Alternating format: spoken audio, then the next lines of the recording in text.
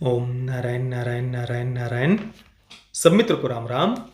दोस्तों, अभी हम रिव्यू करने वाले हैं नज़रअंदाज का। अभी पिछले ही महीने नेटफ्लिक्स पर इसे रिलीज किया गया था। फिल्म मात्र 1 घंटे और 44 मिनट की, यानी लेंथ फिल्म की काफ़ी कम है। फिल्म के डायरेक्टर है विक्रांत देशमुख। फिल्म की कहानी लिखी है ऋषि विरमनी ने, और उनके साथ में ही विक्रांत देशमुख और लक्ष्मण उतेकर भी फिल्म के को राइटर है। और फिल्म में मुख्य भूमिका में है कुमुद मिश्रा, अभिषेक बैनर्जी, दिव्या दत्ता, राजेश्वरी सचदेव आदि आदि। अभी करीब 10-12 दिन पहले ही मैंने इसे नेटफ्लिक्स पर देखा था, और एक बड़ा ही इमोशनल कर देने वाला, भावुक कर देने वाला अनुभव मैं इस फिल्म को कहूँगा। और विशेषतः इस फिल्म में सबसे ज़्यादा जिस बात ने मुझे प्रभावित किया, सबसे पहले मैं उसका ही उल्लेख करना चाहूँगा, वो है कुमुद मिश्रा का परफॉर्मेंस। मतलब इससे पहले तो हमने कई फिल्मों में उन्हें देखा हुआ है। कई फिल्मों में मुझे उनके कैरेक्टर्स बिल्कुल पसंद भी नहीं आए, या उन्होंने क्यों चुना ऐसे पात्र को निभाने के लिए वगैरह, कई बार मुझे नहीं पसंद आए उनके कैरेक्टर्स। पर यहाँ पर इस फिल्म में जिस प्रकार का उनका परफॉर्मेंस था ना, आपको लगेगा ही नहीं कि वे एक्टिंग कर रहे हैं। और इतना डेडिकेशन, इतना समर्पण उन्होंने जो दिया है इस एक पात्र को निभाने के लिए ना, वो आपको एक एक सीन में देखने को मिलेगा, एक एक सिंगल सीन में। नहीं तो वो ये भी सोच सकते थे कि यार कई कई सारी बड़ी बड़ी फिल्मों में वगैरह भी काम किया हुआ है, तो इसे एक छोटी सी फिल्म के लिए पता नहीं इसे कोई देखेगा भी या नहीं। कभी थिएटर में भी पता नहीं ये रिलीज़ हुई भी थी, यानी मुझे याद नहीं है। देखा तो नहीं मैंने, कम से कम इसे शोज़ वगैरह मिले हुए। तो वो सोच सकते थे कि यार क्या मतलब छोटी सी फिल्म के लिए इतना क्या मेहनत करना। पर आप इस फिल्म को जब देखेंगे ना,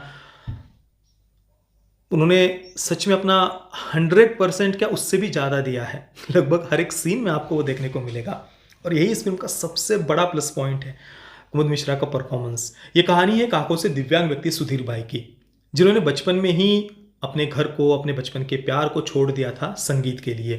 और एक बहुत ही प्रसन्नचित्त, खुशमिजाज जैसे अंदाज के वे व्यक्ति है। एक बहुत बड़े बंगले में रहते हैं।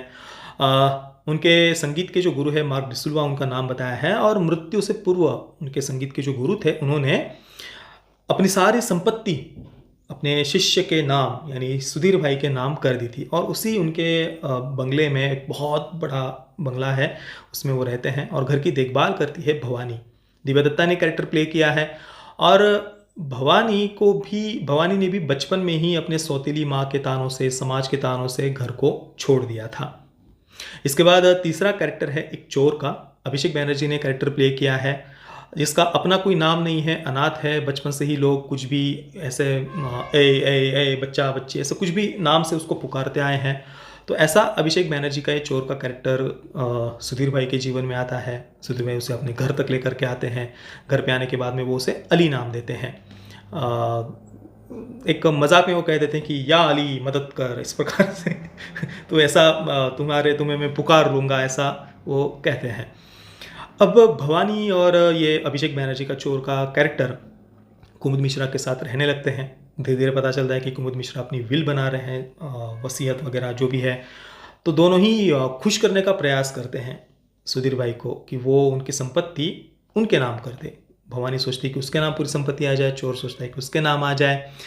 तो एक दिन सुधीर भाई अपनी एक इच्छा बताते हैं कि भाई मैं मांडवी जाना चाहता हूँ, गुजरात, मुंबई से अपने बचपन की यादें, जो भी गांव जाना चाहता हूँ। तो दोनों ही कहते हैं कि भाई मैं लेके जाऊँगा, मैं लेके जाऊँगा। वो दोनों खुश करना चाहते हैं ना, ताकि उनका नाम आ जाए वसीयत में। तो तीनों की तीनों ही निकलते हैं मांडवी जाने के लिए।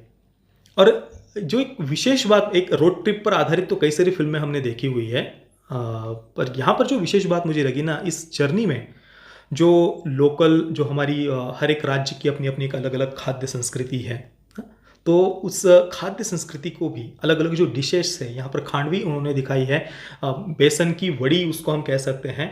महाराष्ट्र में जो पुरन पोली बनाते हैं ना, तो उसके साथ सार भात भी होता है पुरन पोली के साथ में। और वो जो सार होता है, काले कलर की एक आमटी कहते हैं उसको, सार भी कहते हैं। तो उसके साथ बेसन की वड़िया भी बनाई जाती है। तो उसी टाइप का मुझे कुछ लगा वो खांडवी।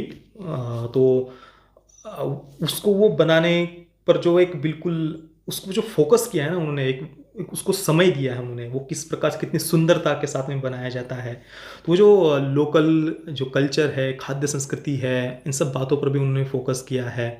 जो अलग अलग पर्यटन स्थल है उनको भी उन्होंने साथ में दिखाया है। और एंडिंग होती है कच्छ के रण में, जो काफ़ी भावुक करने वाला सीन था।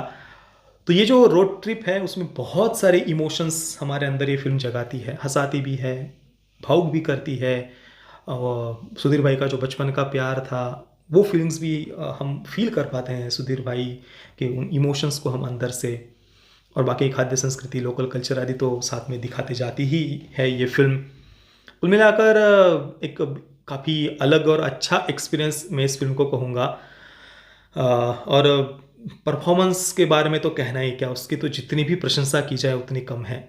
हालांकि सुधीर भाई जीवन के अंत में भूतकाल में जाने का जो निर्णय लेते हैं, अपनी पुरानी यादों में, बचपन की युवावस्था की यादों में जाने का जो वो निर्णय लेते हैं, वो देखा जाए तो उतना सही नहीं था, क्योंकि अभी वो वर्तमान में बहुत ही प्रसन्नचित्त है, खुशहाल है। भले ही भाग्य के भोग के कारण उनके जीवन में जो भी आया है, आंखें नहीं है या माँ को वो कभी देख नहीं पाए हैं और वगैरह जो भी बातें हैं, वो सब कुछ होते हुए भी वे सदैव प्रसन्नचित्त रहते हैं, खुश रहते हैं। बातों को वो इग्नोर करते जाते हैं, सब बातों को पकड़ कर नहीं बैठे हुए। तो ऑलरेडी वो इतने प्रसन्नता में थे, तो ऐसे में फिर से भूतकाल में जाना, पास्ट में जाना और फिर अपने आप को ही दुखी जो उन्होंने किया मृत्यु से पूर्व, ठीक है, मतलब इस पर देखने के अलग अलग लोग के अलग अलग पॉइंट ऑफ व्यू हो सकते हैं। पर भूतकाल में जाना, अपनी ही पुरानी यादों में खोते बैठना, उसको लेकर दुखी होना, ये कभी भी सही चॉइस तो हम इसको नहीं कह सकते। बाकी जो भी है, इस पर अलग अलग लोग के अलग अलग विचार हो सकते हैं, पर भूतकाल में जीना तो सही नहीं है। बाकी मैं नज़रअंदाज को दूंगा 9/10 स्टार्स। पेरेंटल गाइडेंस की कोई आवश्यकता नहीं है, फिल्म में कोई सेक्स, न्यूडिटी, कोई वायलेंस वगैरह नहीं है। अगर आप देखना चाहें तो परिवार के साथ में बिल्कुल इस फिल्म को देख सकते हैं। बाकी दोस्तों, आपने अगर इस फिल्म को देखा है तो आपका अनुभव कैसा रहा, मुझे नीचे कमेंट में अवश्य बताना। ये वीडियो देखने के लिए आप सभी मित्रों का बहुत बहुत धन्यवाद। जय श्री राम, वंदे मातरम।